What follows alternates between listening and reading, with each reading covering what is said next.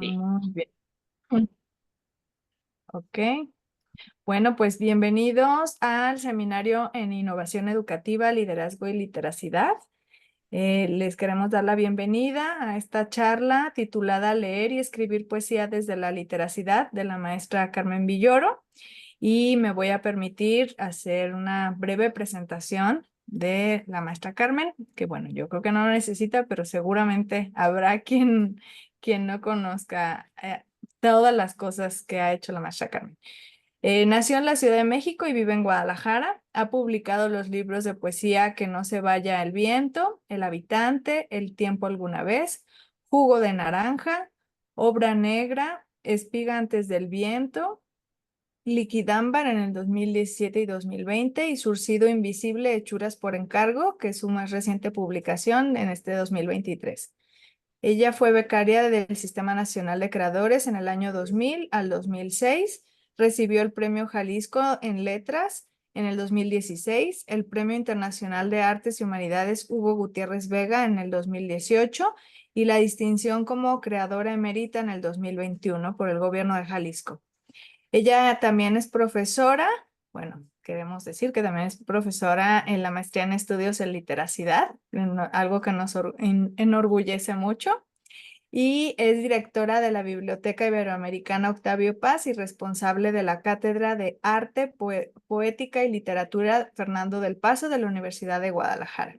Y bueno, pueden consultar más información y todos sus textos también en su página web, carmenvilloro.com, que por ahí estaremos compartiendo en el chat para quien no tenga chance de anotarla. Bienvenidos, bienvenida Carmen, muchas gracias. Al contrario, muchísimas gracias, Marisol, y a todas y todos los que están hoy aquí conmigo. Me da muchísimo gusto saludarlos y poder tener esta charla con todos ustedes. Vamos a hablar hoy, pues, de literacidad y su relación con la poesía. Para lo que voy entonces a compartir una página que vamos a ir leyendo y comentando. Quiero saber primero que nada si la ven bien, se está apreciando bien. Sí. Bueno, pues voy a ir, miren, voy a ir leyendo esto y quise compartirlo para que ustedes me puedan ir siguiendo más fácilmente, ¿sí? Bien, hoy quiero empezar esta charla hablando del concepto de literacidad poética. Dentro de todo este abanico de diferentes literacidades que conocemos y que se están planteando, bueno, pues yo quisiera hablar de esta literacidad poética como una comprensión profunda y emotiva de la realidad y sus discursos, en particular, pues de los poemas.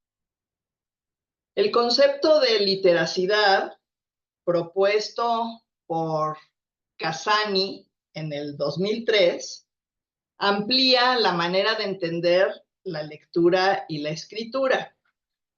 Ya no se conciben solamente como formas de interpretación y producción de marcas gráficas, sino como prácticas que revelan cosmovisiones culturales.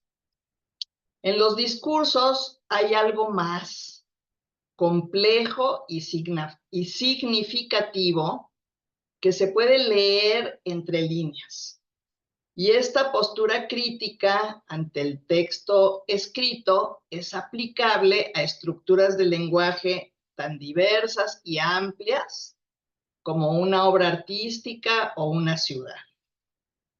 Si entendemos la literacidad como otra forma de leer, compleja, profunda y crítica, podemos fomentar las competencias que la fortalecen y desarrollarlas asociadas a las prácticas de lectoescritura en los procesos de enseñanza.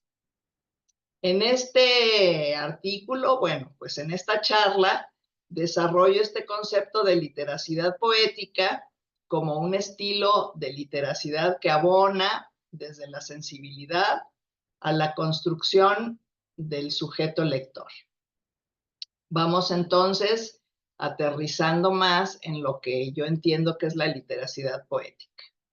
El arte y la poesía en particular, como una de sus formas, constituyen una manera sensible de abordar la realidad, de leerla, escribirla y transformarla, y por lo tanto conforman un estilo particular de literacidad, la literacidad poética, desde el entendido de literacidad como una nueva mirada a la realidad y nuevas acciones pedagógicas en el campo de la educación. Desde el enfoque de la literacidad, el arte y la poesía deben pensarse como tareas sociales y no meramente como actividades recreativas o contemplativas, o en el mejor de los casos, lúdicas, sino como verdaderos espacios de cuestionamiento y cambio y como herramientas pedagógicas de enorme valor. La literacidad poética es, a mi entender, una forma de ver la realidad y es también una manera de leer el texto escrito o cualquier otro lenguaje. Nos permite interpretar los signos de la realidad social y de la realidad individual, la intimidad de otro o de otros, formada por imágenes y palabras, pero también por códigos, gestos, actitudes y discursos más complejos. La literacidad poética, por su parte, no se limita a una manera de leer la poesía, sino a una manera de leer el mundo desde las herramientas que otorga la poesía. Se trata de un abordaje amplio que puede generalizarse a una forma de estar en el mundo, de habitarlo, y que también puede concretizarse en estrategias y herramientas para el abordaje de diversos objetos de estudio. La realidad social, la realidad personal, la naturaleza, el arte mismo, la escritura poética, etc. La literacidad poética abona la lectura que descubre, revela y valora la dimensión emocional de una realidad y sus manifestaciones. Quiero demostrar que la literacidad poética está presente en la poesía de todos los tiempos, sin que los poetas que han escrito esos poemas la hayan jamás rotulado como tal, pero sabiendo de un modo intuitivo que en su trabajo existe ese algo más que se puede leer entre líneas, y utilizando la poesía como un lugar de reflexión sobre diversos temas, un medio de comunicación y una herramienta de transformación. Bueno, hasta ahí mi introducción a esta manera de mirar la poesía y la escritura de poemas como algo mucho más complejo de lo que sin la literacidad pensamos que es, ¿no? Gracias a la literacidad podemos leer de una manera mucho más profunda y compleja los poemas. Y entonces voy a compartir con ustedes varios poemas, 3, y los vamos a ir leyendo desde la literacidad. ¿Les parece bien? Bueno, entonces vuelvo al documento y traigo para ustedes algunos ejemplos. Bueno, el primer ejemplo que encontré es este poema que se llama Hitchhikers. Hitchhikers. No sé si lo pronuncio bien, pero buscando el significado en castellano, se refiere a las autopistas o carreteras. Entonces, el poema se llama Autopistas, ¿verdad? O carreteras, ¿sí? Bien, este es un poema de Charles Simic. Este poema surgió de la contemplación de una fotografía de Walker Evans de los años 30. Es decir, es un poema que le surge al poeta al ver una fotografía. Es muy interesante porque entonces es un discurso sobre otro discurso, ¿no? O sea, una manera de captar y de interpretar el mundo sobre otro acto de captar y de interpretar el mundo, ¿no? En la fotografía que aparece como portada del libro Si le ha fallado la suerte, así se llama el libro de Simic, editado por Cal y Arena, se los recomiendo mucho. Les voy a describir la fotografía porque desgraciadamente no la tengo, pero se las describo. Se ve a una pareja parada al borde de una carretera polvorienta. Dos jóvenes de clase obrera, él y ella, con un equipaje sencillo que descansa en el suelo, piden aventón. Esa es la fotografía y ahora transcribo el poema de Simic traducido por Rafael Vargas, un poeta mexicano. Les voy a poner el poema. Hitchhikers, por una fotografía de Walker Evans de los años 30. A ver. Los malos tiempos los han hecho aparecer temprano en este deprimente trecho de la carretera, con una maleta y una colchoneta y una sartén atada a ella, del tipo que uno emplea cuando acampa y enciende una fogata y utiliza un tronco mugroso como almohada. Él está esperando y ella, avergonzada de pedirle a un extraño que los lleve lejos de aquí, en una nube de polvo y grava, más allá de los árboles desnudos, con sus ramas torcidas y afiladas. Un hombre y una mujer pidiendo que alguien los lleve donde el agua sabe como Jerez. Ella trabajará como mesera o sirvienta y él atenderá una gasolinera o robará bancos. Se comprarán un auto grande como carroza fúnebre para huir a toda velocidad, sin olvidarse de recogerlo a usted, amigo mío, si es que también le ha ido mal o le ha fallado la suerte. Bueno, hasta ahí el poema. Lo voy a dejar aquí a la vista de ustedes mientras hago un comentario sobre este poema que comparto con ustedes. El poeta ha sido tocado en su interior por esa escena y construye a partir de esta escena una historia. Inventa algo, ¿verdad? O sea, ve la fotografía y se le ocurre una historia de la vida de esos personajes. En la primera estrofa del poema, el escritor plantea el drama humano que habita el paisaje, ese que él está viendo. Cierto o no, se da el permiso de afirmar su construcción como si fuera un hecho, como si supiera de quiénes se trata y conociera su intimidad. El primer verso habla de los malos tiempos. Miren, dice, los malos tiempos los han hecho aparecer temprano, que condicionan la vida de los personajes, estos malos tiempos.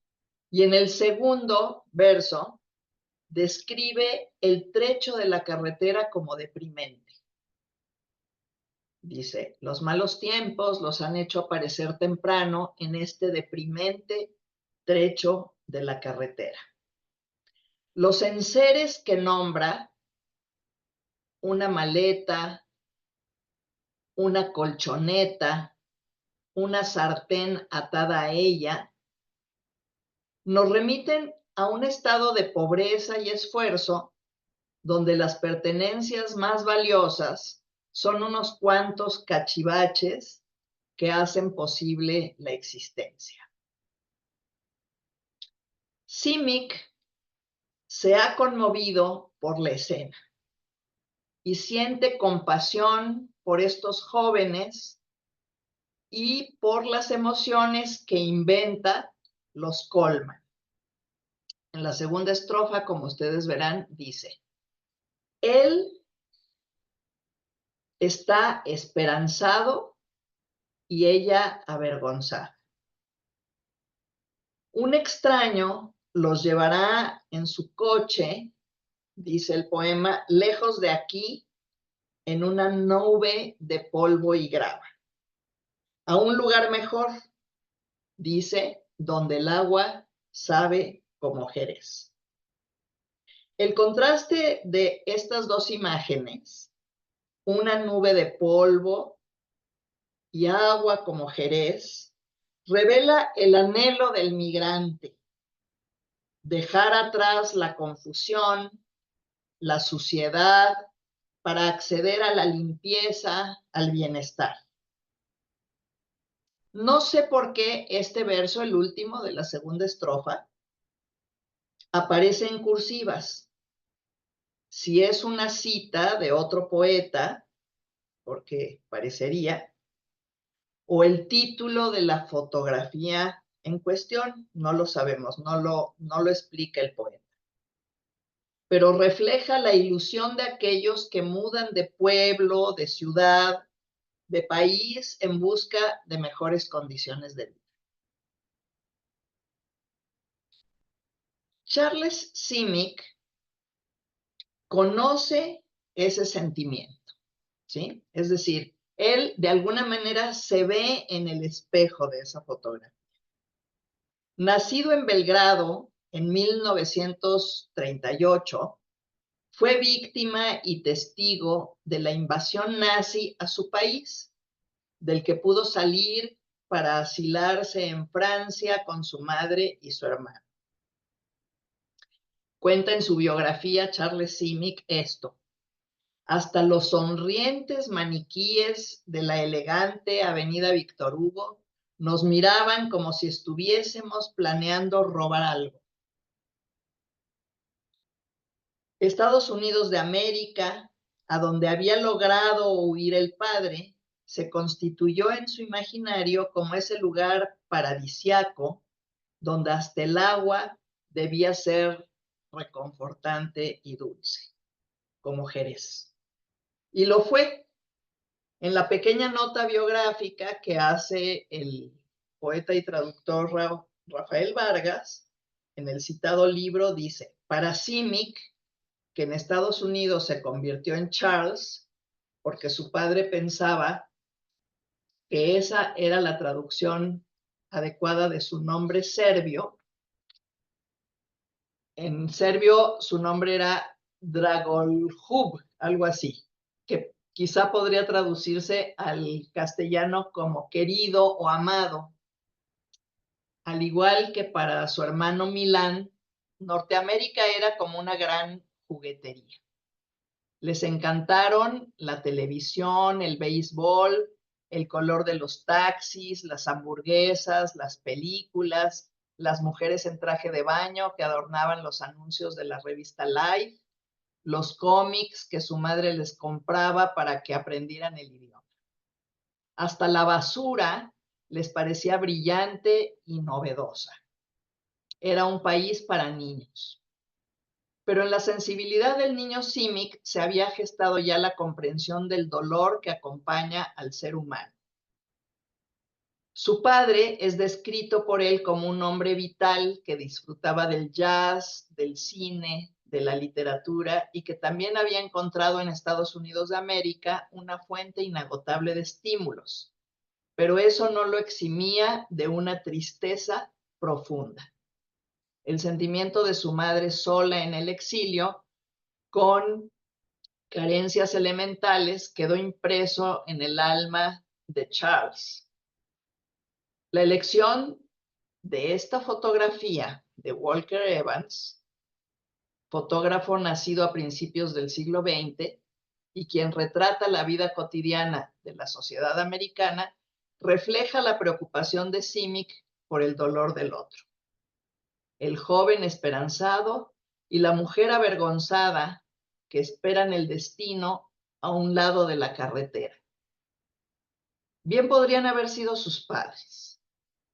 Son ese otro lleno de anhelos, aquel a quien las casualidades de la vida, la mala suerte, han colocado en situación marginal. El futuro de la pareja de la fotografía es imaginado por el poeta en la tercera estrofa, en esta que están viendo. Ella trabajará como mesera o sirvienta y él atenderá una gasolinera o robará bancos. Se comprarán un auto grande como carroza fúnebre. El desenlace del argumento es triste, como lo es la vida de muchos de los personajes y las atmósferas que Simic aborda en su poesía. Esa gran juguetería que es Estados Unidos tiene un lado oscuro, violento, injusto y doloroso. Las personas sin hogar, los viejos, los lisiados, los migrantes, son retratados por este poeta que asumió su nueva patria con mirada extranjera. En su poesía, los objetos cobran la importancia de condensaciones simbólicas de experiencia emocional. Sus descripciones de escenas ordinarias revelan otra realidad más cruda, también presente. La consecuencia, directa o indirecta, de las guerras en los individuos.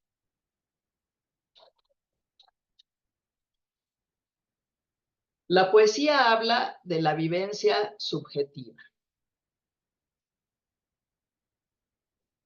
Su discurso no incluye la arenga social, sino una muestra del dolor íntimo, casi secreto, o por lo demás resguardado. El autor del poema Hitchhikers invita a su lector a ponerse en los zapatos de ese otro, que puede ser cualquiera de nosotros. Por eso termina su poema incluyendo al lector en el desenlace de los hechos. Dice, para oír a toda velocidad, sin olvidarse de recogerlo a usted, amigo mío, si es que también le ha ido mal o le ha fallado la suerte. En la entrevista que le hace Jeffrey Brown a este poeta, ante la pregunta, y cuando usted les diga para qué es buena la poesía, ¿qué va a decirles? Ante esa pregunta, Charles Simic responde con las palabras de una muchacha, de una alumna suya, cuya respuesta lo conmovió, para recordarles a la gente su condición humana. Bueno, pues este es uno de los ejemplos que les traigo de uno de mis poetas favoritos. Ahora vamos a ver un poema distinto que habla de un tema muy diferente. Es un poema sobre la naturaleza, ¿sí? Un poema no de una situación social, sino de un elemento de la naturaleza.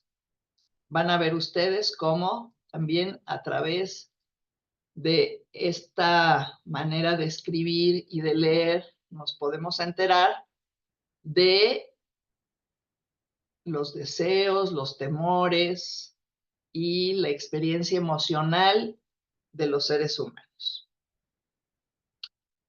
Porque somos naturaleza, las imágenes de la naturaleza funcionan como espejo de nuestro mundo interno. La laguna apacible, por ejemplo, muestra con su quietud la paz que en algunos momentos logramos o anhelamos. El fuerte oleaje es el movimiento de los impulsos que apenas contenemos. Las tormentas y los huracanes representan con fidelidad nuestras pasiones. Cuando el poeta escribe un poema que refleja un fenómeno natural, o el elemento natural es el objeto de su asombro o de su disertación, de manera inconsciente está al mismo tiempo haciendo una descripción de su estado anímico, de los conflictos que lo habitan, de los deseos que lo mueven o de los temores que se ocultan de su propia conciencia. A su vez, el lector de un poema, sin saberlo, se asoma como Narciso a un estanque que refleja no solo su rostro, sino también un fragmento de su alma.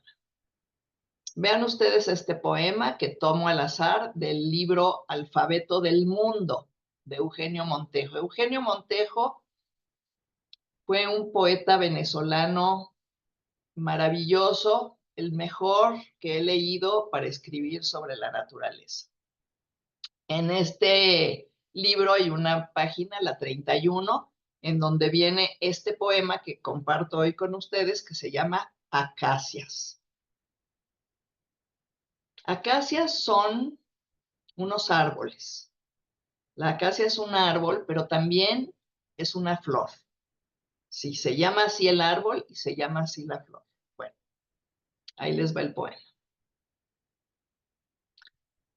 Acacias, estremecidas como naves, acacias emergidas de un paisaje antiguo y no obstante batidas en su fuego bajo la negra luz de atardecida.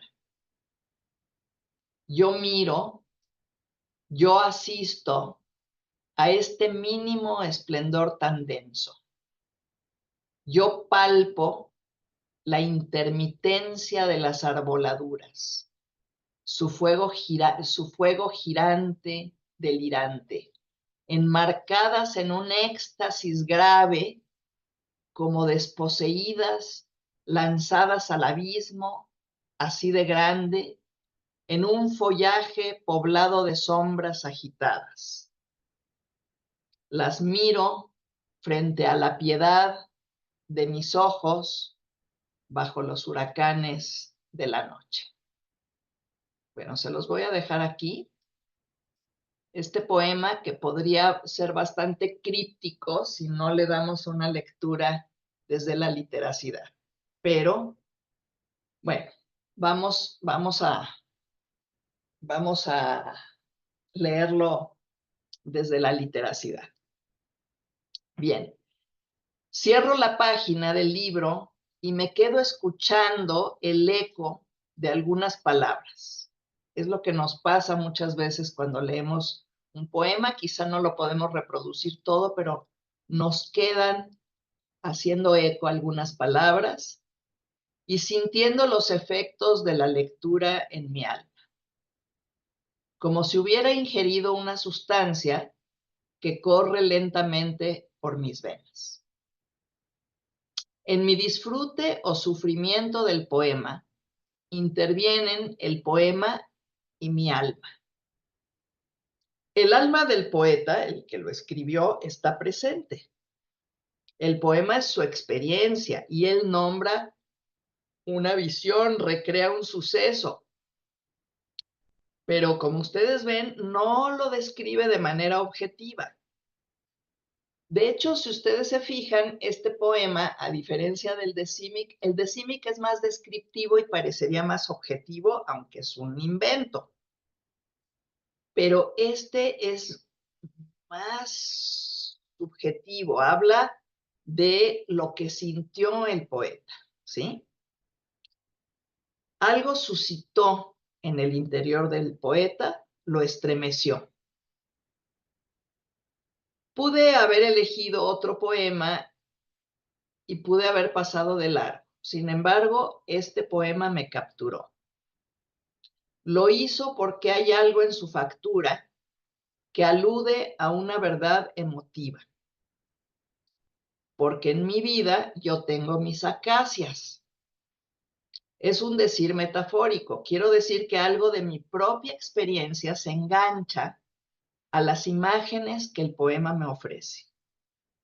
Y en mi lector comienza una cadena de asociaciones múltiples cargadas de sentido, una red de recuerdos, la evocación de huellas personales íntimas.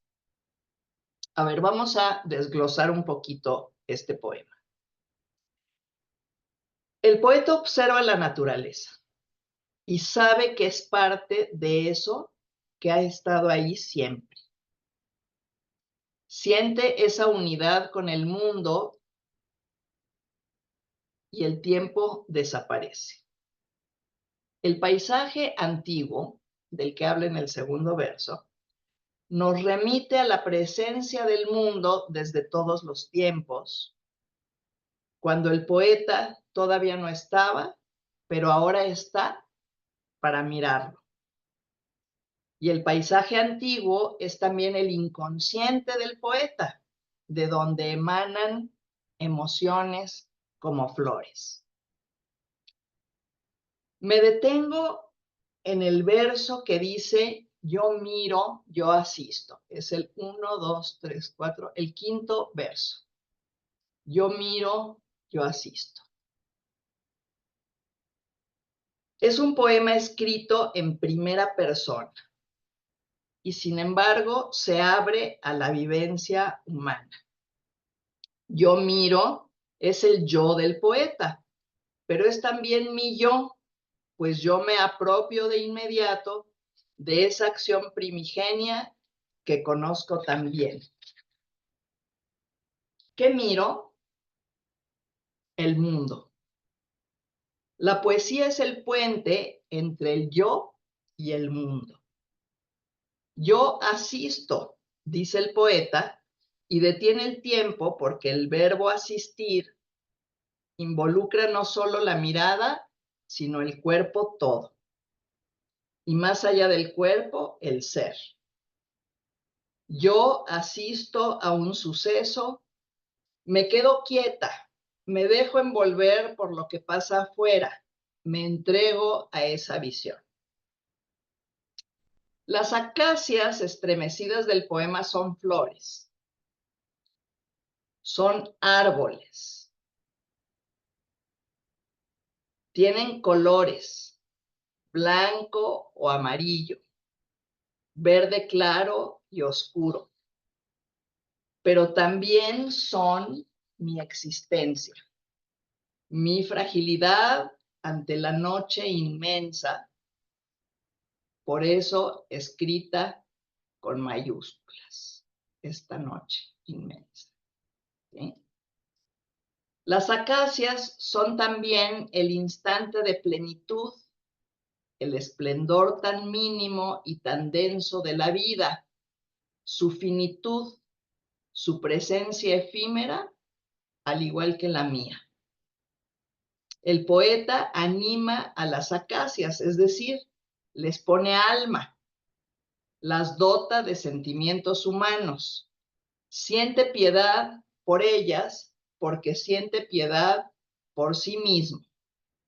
Y yo siento entonces piedad por mí, que fui desposeída y lanzada al abismo, pequeña y vulnerable. Bueno, este es el segundo ejemplo que les traía. Y tengo un tercer ejemplo antes de que pasemos a los comentarios. Espero no estarlos cansando. A ver, miren. Miren ustedes. Pongo de nuevo mi documento, pero lo vamos a poner ahora un poco más adelante.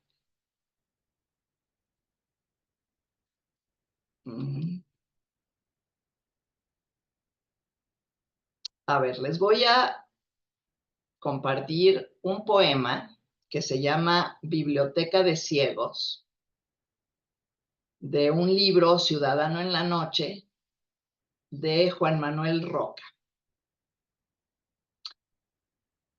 Bien. A ver, les vamos directo al poema.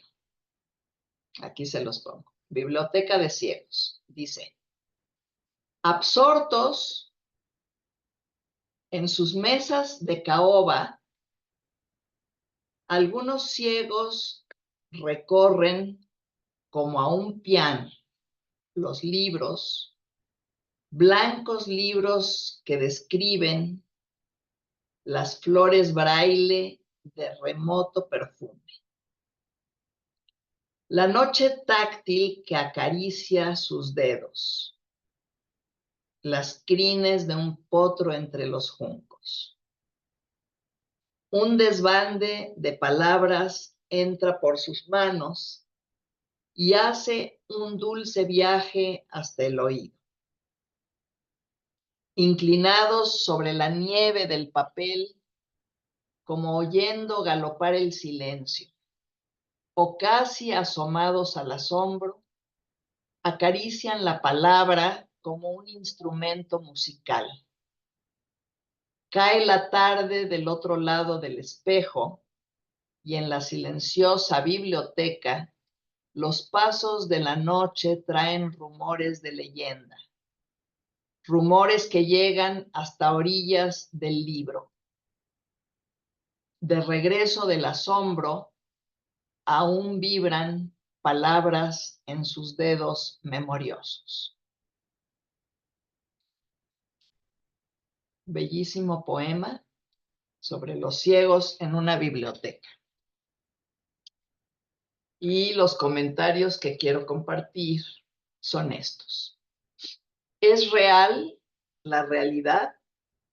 ¿Nos sirven los sentidos para corroborar que el mundo de representaciones que llevamos dentro es el mismo que existe en el afuera? ¿Son fieles las huellas de la memoria? Este poema que compartir con ustedes nos invita a hacernos estas preguntas. El poeta nos describe una escena en apariencia simple, aunque ya de entrada conmovedora. Algunos ciegos leen libros en braille en una biblioteca. Simple porque sus elementos manifiestos se encuentran al alcance. Conmovedora porque nos acerca a una experiencia de otro y en ella hay emoción. El lenguaje poético va revelando verso tras verso la complejidad de lo descrito. La palabra absortos, con la que empieza aquí,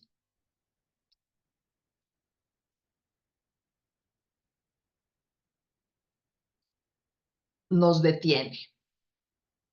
No a mirar a los ciegos,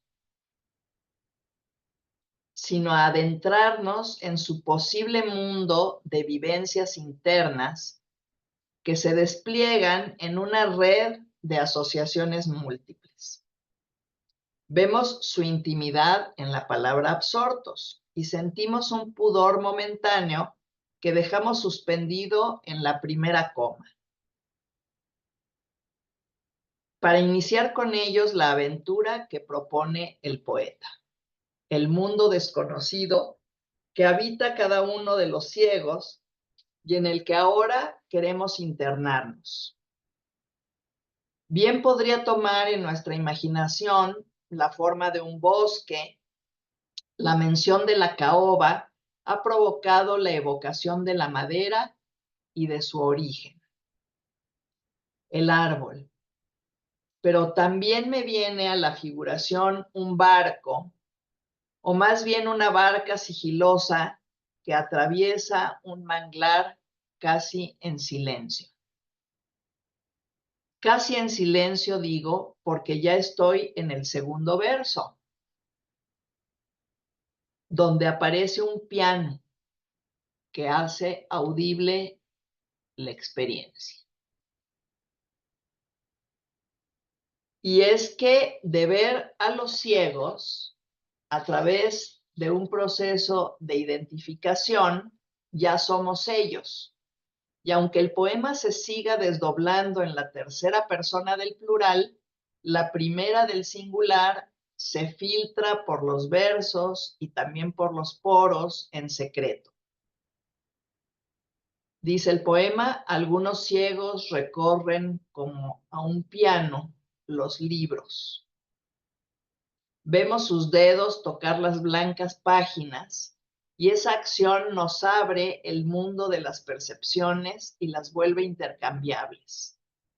Se puede oír la luz, se puede ver el sonido, se puede al menos momentáneamente oler un perfume a través del tacto y acariciar el tiempo. Digamos que estos ciegos del poeta Roca nos han quitado ya la venda y nos hemos dado cuenta de nuestra ceguera anterior al poema. Es en el cuarto verso en que las flores braille, estas flores braille, dejan salir su opio y colocamos a un lado la razón para seguir el sueño. Los ciegos de esta biblioteca, y no todos los ciegos, sino estos porque están leyendo, se han vuelto músicos que interpretan una melodía desde esa partitura de palabras aves que vuelan al oído.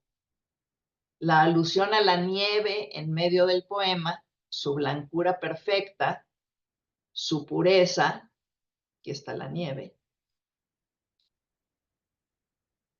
arde amablemente en su condición de fulgor detenido y de fugaz presencia.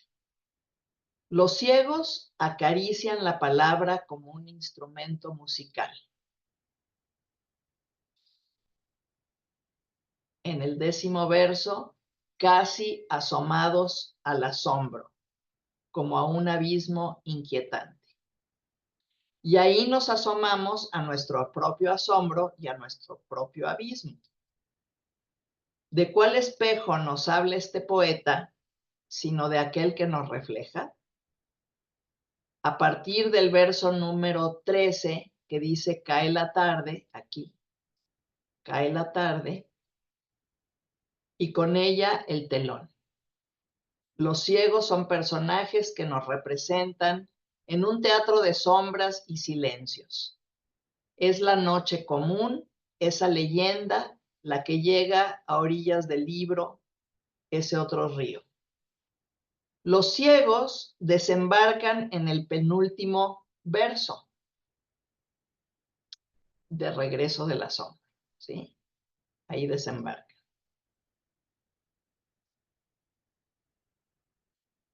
Regresan del asombro con la memoria de los dedos poblada de palabras. Pero el lector no puede regresar, todavía no, de su íntimo extravío. La experiencia en su totalidad, díganme si no, se vive como un viaje. No son así las travesías de donde nos traemos tramos desilvanados que solo el relato posterior irá tejiendo. No quedan siempre huecos que la imaginación del otro, del que lee o escucha, irá surciendo. El ciego, el viajero y el poeta tienen mucho en común. Nos preguntábamos si es real la realidad. Nos sirven los sentidos para corroborar que el mundo de representaciones que llevamos dentro es el mismo que existe en el afuera. ¿Son fieles las huellas de la memoria? Este poema nos susurra que el mundo es mucho más que lo visible, que la ceguera es una puerta de apertura a otra manera de soñar y que en país de ciegos, por fortuna, el poeta es doblemente ciego. Para terminar,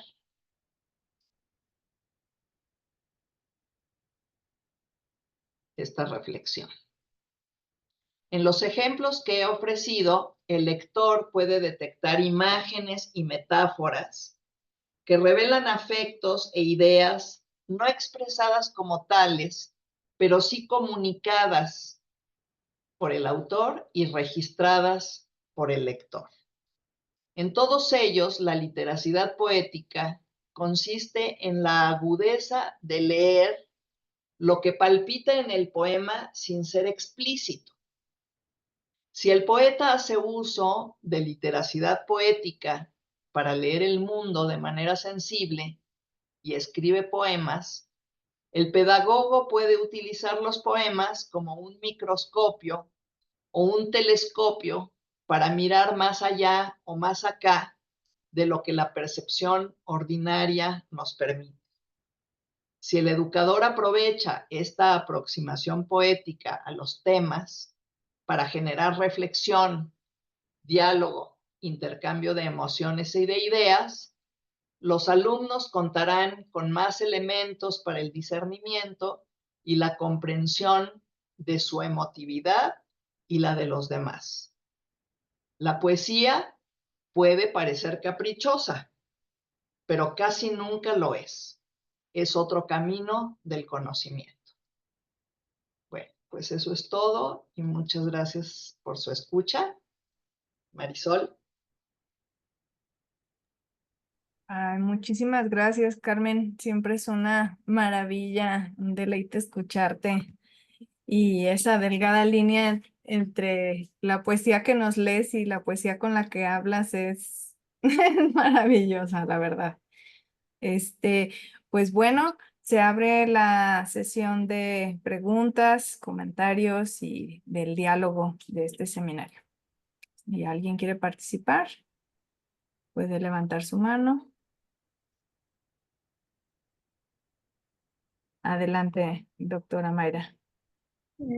Hola Carmen, me da mucho gusto sí estar presente porque por poco no iba a estar, ¿no? Y tenía muchas ganas de escucharte porque justamente como que la poesía es algo que me ha costado mucho trabajo entender y me da mucho gusto, ¿no? Como todo este ejercicio que hiciste de explicarnos los poemas y los comentarios, porque no sé, a lo mejor para los demás no, pero para mí fue muy ilustrador y te lo agradezco mucho.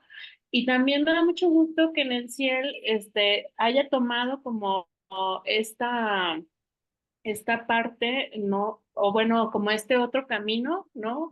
Porque estamos como muy enfocados en lo teórico y en lo epistemológico y en lo metodológico. Entonces, justo, pues las literacidades hablan de que, ¿no? Somos transcontextuales y que nos conformamos de diferentes experiencias, de diferentes discursos y demás. Y me da mucho gusto como que esto se esté dando en este momento porque es justo como una prueba de que esto es lo que sucede con la literacidad, ¿no? Me gustó mucho también esto que hablas de que la poesía es otra forma de conocimiento porque justo también como desde la imagen es también lo que se dice, ¿no? Bueno, la imagen también es otra forma de conocimiento, o sea, entonces como pensar el conocimiento de forma expandida me parece como muy interesante. Y ya mi pregunta concreta, ¿no? Que hoy sí tengo una pregunta concreta, porque soy la que dice, tengo un comentario, ¿no? Más que un comentario, más que una pregunta, tengo un comentario, ¿no? Es, ¿cómo leer el mundo o sea, creo que me surgió al inicio de la plática, ¿no? De cómo es leer el mundo desde las herramientas de la poesía y creo que con los ejemplos no lo estás diciendo, pero más bien, ¿cuáles crees que son como las herramientas de la poesía, ¿no? Que nos da que por lo general no tenemos en la vida cotidiana, ¿no? Como este microscopio o telescopio, ¿no? De esta percepción cotidiana. O sea, no sé si me explico o si... ¿Cómo no? Claro que sí, Mayra. Oye, muchísimas gracias por tus comentarios. Y bueno, efectivamente, ¿no? El lenguaje poético es un tipo de lenguaje. Hay diferentes tipos de lenguaje, ¿no?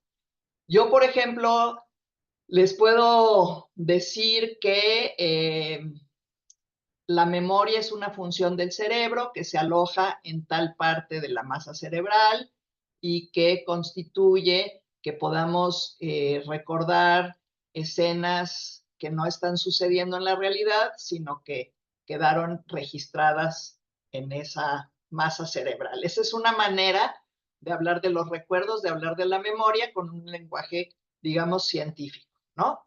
Pero yo les puedo decir también, por ejemplo, ¿a dónde habrán ido mis juguetes, los de la cuerda rota, por la lluvia? ¿Vivirán en el fondo del mar como naufragios, en el fondo del cielo cual luceros de vidrio, en el fondo del río como cangrejos verdes, o en el fondo de mí como fantasmas? Bueno, este es un poema de Víctor Rodríguez Núñez que habla de los recuerdos, habla de la memoria, habla de esos juguetes que alguna vez tuvimos y que no sabemos dónde quedaron, ¿no? Esos juguetes. Bueno, obviamente un tipo de lenguaje pues va mucho más a un registro racional, a un registro mental e intelectual. Y el otro lenguaje pues va a un registro emocional, ¿no? De entrada escuchamos eso y ya estamos sintiendo cosas, ¿no? Entonces, el lenguaje poético se conforma de elementos muy distinguibles, que son la imagen, ¿sí? No está hecho de ideas, está hecho de imágenes, está hecho de metáforas.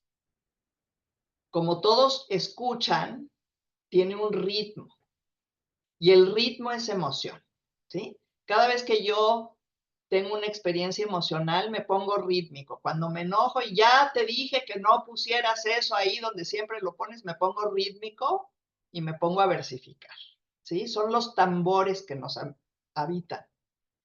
Y el otro elemento de la poesía, pues es la carga de significación que tiene cada palabrita, ¿sí? O sea, si yo te digo la palabra sangre, esta palabra viene cargada de una manera diferente que si yo te digo la palabra refrigerador, ¿sí? Entonces, estamos hablando de 4 elementos, ¿no? Que son súper importantes, que son la imagen, la metáfora, el ritmo y lo que llamamos el temple de ánimo, que se encuentra, digamos, en la carga emotiva que tienen las palabras, ¿sí? De eso está hecho el lenguaje poético. Sin embargo, con estos elementos que no son racionales, como ustedes pudieron ver, transmite ideas también, pero de una manera indirecta, de una manera sesgada, de una manera, digamos, que tiene la posibilidad de ser interpretada por cada uno de nosotros de una manera un tanto diferente, ¿sí? Ahí van a haber cosas comunes en la interpretación que cada uno de nosotros le dé un poema y va a haber también cosas que tienen que ver con nuestra experiencia muy personal, ¿sí? Por eso a algunos pues nos gustan más unos poetas y nos gustan más otros o nos representan mejor unos u otros, ¿sí? No sé si contesté, pero bueno, espero que algo de esto se acerque a tu pregunta, Mayra. Muchas gracias, Carmen. Cuando tengas un curso, nos avisas.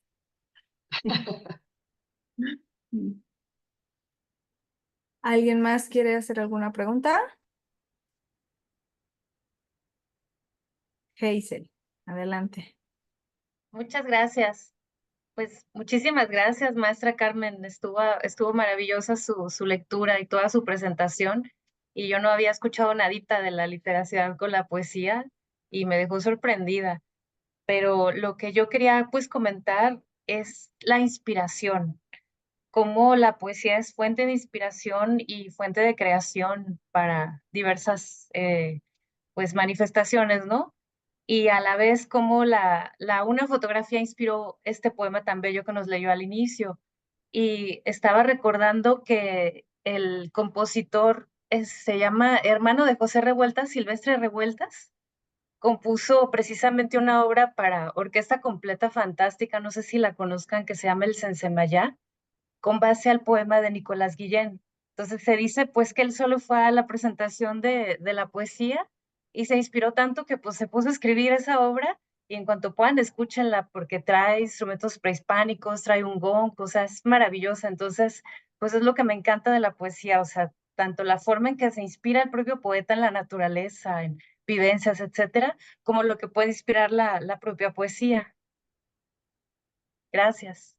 Qué qué bonita conexión haces, ¿no? Entre las diferentes artes y otras fuentes de inspiración también, ¿no? Efectivamente, ¿no? El poeta se inspira, pues, de aquello que lo conmueve, ¿no? Que puede ser muy diverso, puede ser una flor, ¿no? O un árbol, como en el caso que compartí con ustedes de las acacias, pero puede ser también una música, ¿no? O puede ser una escena social como la de Charles Simic, ¿no? O puede ser la sonrisa de un niño, o puede ser algo, es muy padre porque todos nos conmovemos de muchas cosas del mundo, ¿no? De hecho, nos conmovemos de estar vivos, ¿no? Y hay muchas cosas que hemos visto innumerables veces, como un atardecer, por ejemplo, y nos sigue conmoviendo, ¿no? O sea, el sol nos sigue parando a verlo, la luna, ¿no? Aunque no sea novedoso, es siempre porque toca nuestra sensibilidad. Entonces, la inspiración tiene que ver con eso, ¿no? Con estar conectados con lo que nos conmueve. Y efectivamente, entre las artes, pues hay vasos comunicantes, ¿no? Por ejemplo, hay muchos poemas que se han inspirado o que han surgido a partir de ver, por ejemplo, un cuadro, ¿no? O una película que ha surgido a partir de la lectura de una novela, o una danza, ¿verdad? Que surge a partir también de un poema, o sea, todas las expresiones artísticas de alguna manera están conectadas, ¿no? Y creo que la inspiración es algo que nos habita a todos y a todas, ¿no? O sea, no es algo exclusivo de los artistas, es algo humano que a todos nos pasa, ¿no? O sea, todos nos sentimos de pronto abrumados o de pronto maravillados con, con el mundo en el que vivimos y con nuestra propia vida, ¿no? De hecho, yo creo que la poesía es la expresión de la experiencia subjetiva de estar vivo, ¿no? No lo puedo ver de otra manera y me parece que es algo que todos podemos por eso sentir y comprender. Lo que pasa es que claro que la poesía es también un arte y entonces se ha sofisticado y hay poemas que nos son más fáciles, más accesibles y otros que nos resultan más crípticos, ¿no? Ahí entra la literacidad, ¿no? O sea, ahí entra que nos es más fácil, por ejemplo, comprender una copla infantil, ¿no? Es algo que fluye así como agüita, y en cambio un poema, pues de este tipo de poetas que son muy elaborados, bueno, pues nos cuesta trabajo en una primera lectura, pero si le damos una segunda, una tercera lectura, pues vamos como desarmando el artefacto, ¿verdad? Y vamos descubriendo las verdades que están ahí entre líneas, ¿no? Y que nos dice el poeta, o que inventamos también que nos dice el poeta. Y en ese sentido, pues una lectura de un poema no es siempre una verdad absoluta, como puede ser un resultado científico, ¿verdad? Sino siempre será una interpretación, ¿no? Gracias, Carmen. Bueno, tienes muchísimos comentarios en el chat, los leemos si quieres al final, los puedes revisar al final. La doctora Rachel tiene una pregunta porque tiene la manita levantada. Adelante, doctora Rachel. Gracias. Más que pregunta, una felicitación, maestra Carmen. ¿Cómo nos lleva a través de esa lectura a nuestros contextos, a nuestros sentimientos? Usted decía que los poetas y las poetas les surge esa forma de escribir a partir de sus experiencias. Pero igual a nosotros, al momento que usted está leyendo, surgen mis experiencias, como cuando inicia con esa hermosa poesía, ¿de dónde están mis juguetes? Me remite a mí también a buscar esas respuestas, y me encanta cómo lo está vinculando con esta forma de ver la literatura desde la poesía. Agradezco este tiempo y esta gran experiencia de compartir la poesía con usted. Felicidades. Muchas gracias, doctora Rachel. Un gusto. Gracias, doctora Rachel. ¿Alguien tiene alguna pregunta para la maestra Carmen? Bueno, si no es así,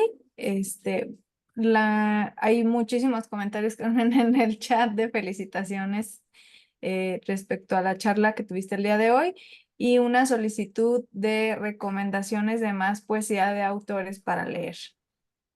¿Cómo no?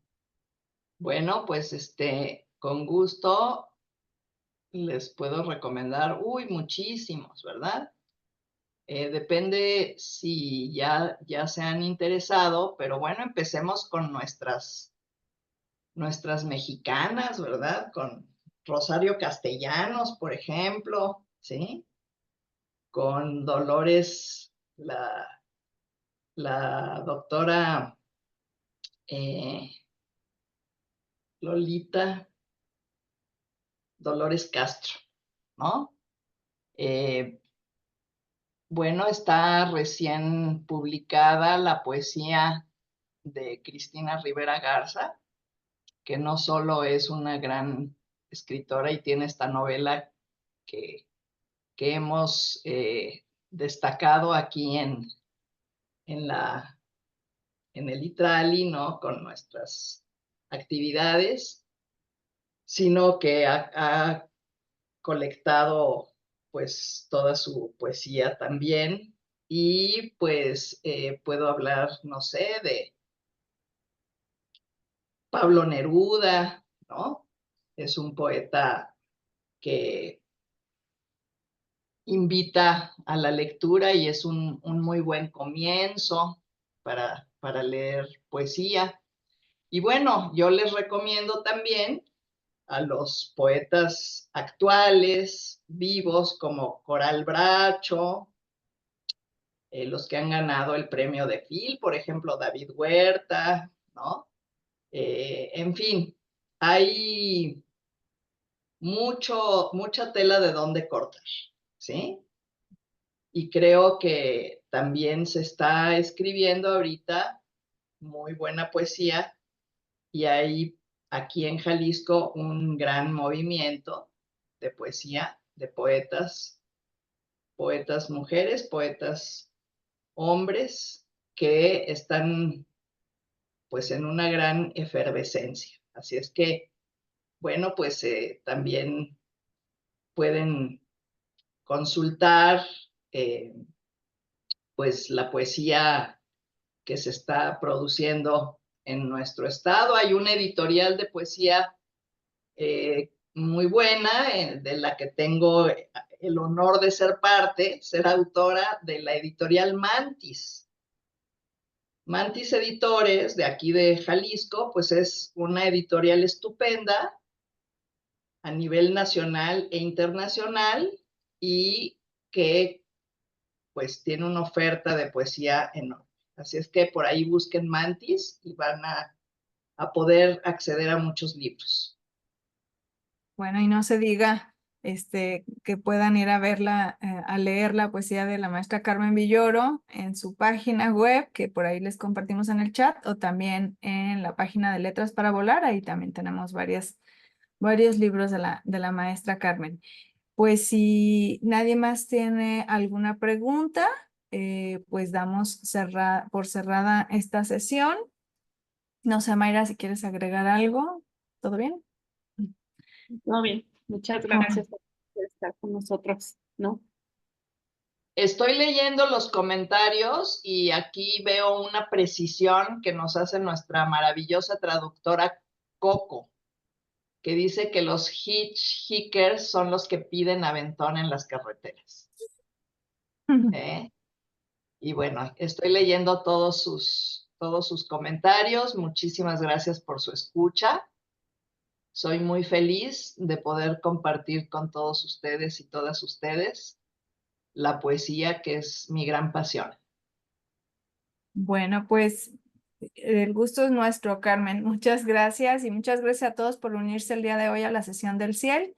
No dejen de conectarse a nuestras sesiones que estamos anunciando en las redes sociales de la maestría en estudios en literacidad, y pues de los cuales podrán disfrutar una vez al mes.